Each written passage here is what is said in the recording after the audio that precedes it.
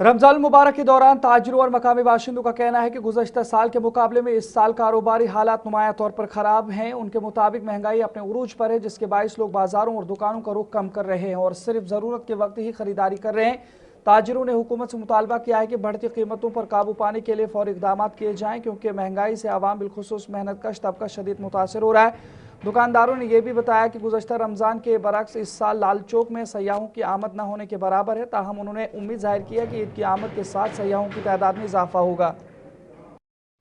अल्लाह ताला कुन शुक्र कि माह मुबारक पकान वनस ठीक, रोजदारी ठीक पकान अल्लाह ताला सद फजल सत। मगर मसल यह जनाब कारोबारी हालातन हुंद कि द्रजर गो वारिया, महंगाई गई वारिया, जिसके वजह से जनाब कि कस्टमर प्रेफर हेकान चीज़ हेत कह, वजह से मार्केट वनकस डाउन। दुकानदार बिहत, दुकानदार वुचान दोस तमाश। वह गो रोजदारी अल्लाह ताला कुन शुक्र कि अल्लाह ताला कर मगफिरत इंशाअल्लाह गुनाहगार रोज थवने और सब्र कर सब्र बोड़ अल्लाह ताला इन्नल्लाहु मअस साबिरीन, अल्लाह ताला सब्र वालन सत। अस पे सब्र कर, अगर कारोबार कम मगर अल्लाह ताला पे भरोस थवन। इंशाअल्लाह इंशाअल्लाह अल्लाह ताला कर बे इंशाअल्लाह मार्केट ठीक। वह वनकन द्रजर सठा, कस्टमर प्रेफर करान सह माल हेनस कह, सह बेसिक वजह जनाब गवर्नमेंटस पे सोचन कि द्रजरस पे कंट्रोल कर। अगर द्रजरस पे कंट्रोल ग ताकि आम इंसान हे सौदा प्रेफर कर। बिस्मिल्लाहिर्रहमानिर्रहीम। अगर हम बात करेंगे पिछले रमज़ान और इस रमज़ान के कंपैरिजन के बारे में, पिछले रमज़ान तो थोड़ा बहुत मार्केट इससे ठीक ही था। इस साल मार्केट बहुत मंदा हुआ है, क्योंकि एक तो रीज़न है महंगाई बहुत हो गई है। अगर कोई कस्टमर भी आता है वो ज़्यादा बार्गिंग करता है, लोगों के पास इकोनॉमिकल कंडीशंस ठीक नहीं है। ये समझ नहीं आ रहा है, सरकार को इसके बारे में सोचना है। हमारी अपील है गवर्नमेंट से कि इसके बारे में सोचो। अगर लोगों के पास पैसा क्यों नहीं है, कोई खर्च ही नहीं करना चाहता है, इसका रीजन क्या है, क्या कारण है?